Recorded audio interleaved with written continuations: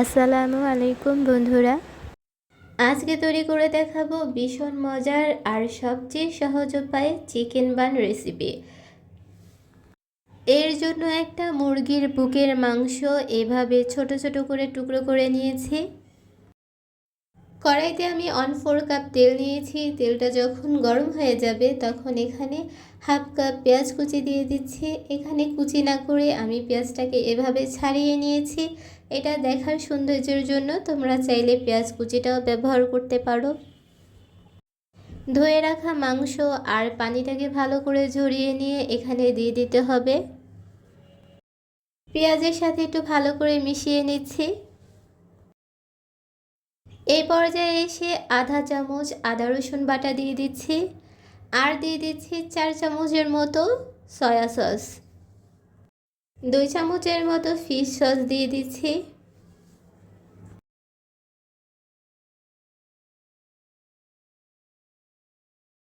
দিয়ে দিচ্ছি হাফ চামচের মতো গোলমরিচের গুঁড়ো।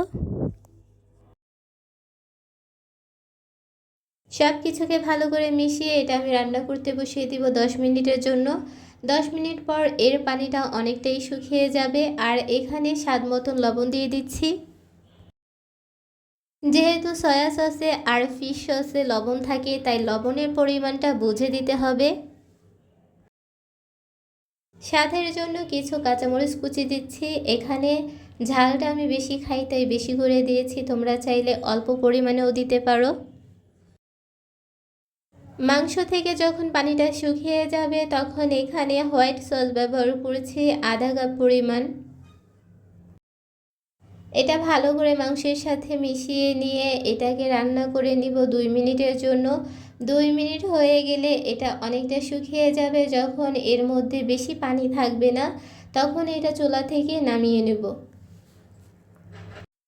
মাংসটা পুরোপুরিভাবে হয়ে গেছে।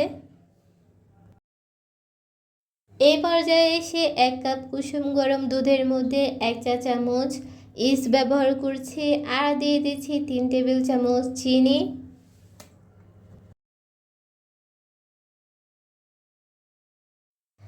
এগুলোকে ভালো করে মিশিয়ে নিতে হবে।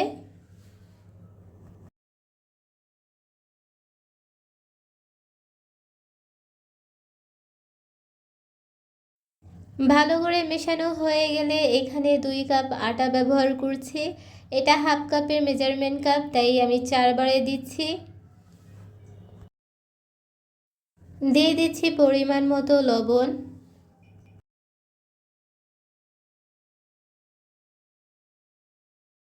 দিতে হবে একটা ডিম আর দিতে হবে 2 চামচ রান্নার তেল। এখন এইটাকে ভালো করে মিশিয়ে একটা ডো তৈরি করে নিতে হবে।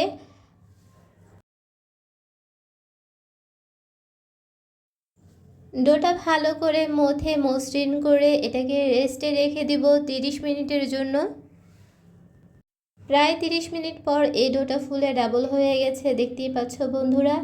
এই পর্যায়ে এসেও আমি এটাকে ভালো করে মথে নিব।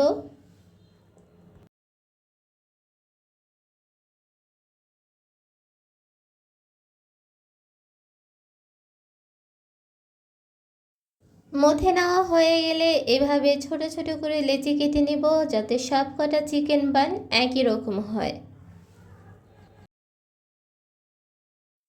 কেটে রাখা লেচি থেকে এক টুকরো লেচি নিয়ে রুটির মতন করে এভাবে বেলে নিতে হবে।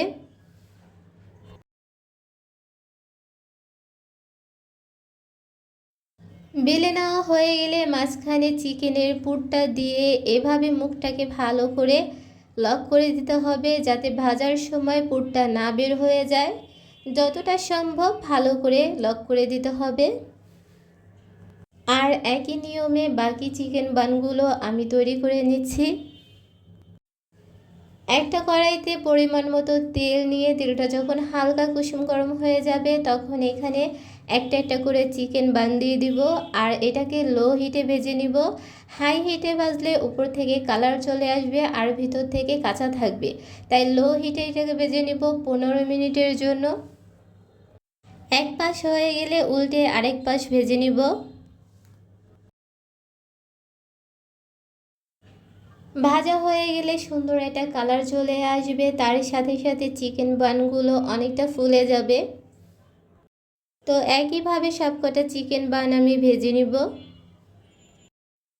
তো দেখতেই পাচ্ছ বন্ধুরা কতটা সফট হয়েছে আর কতটা টেস্টি হয়েছে সেটা বলে বোঝানো যাবে না।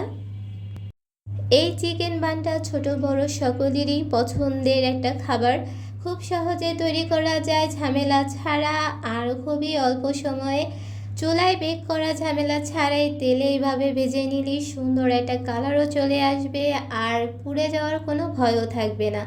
কেউ চাইলে এটা বাচ্চাদের টিফিনেও দিতে পারো, কেউ চাইলে সন্ধ্যায় নাস্তায় বা সকালের নাস্তায় এই আইটেমটা থাকতে পারে। তো খুব সহজ নিয়মে তৈরি করে দেখালাম আর খুবই টেস্টি হয় এই চিকেন বানটা। ভালো লাগলে তোমরাও একবার ট্রাই করে দেখতে পারো।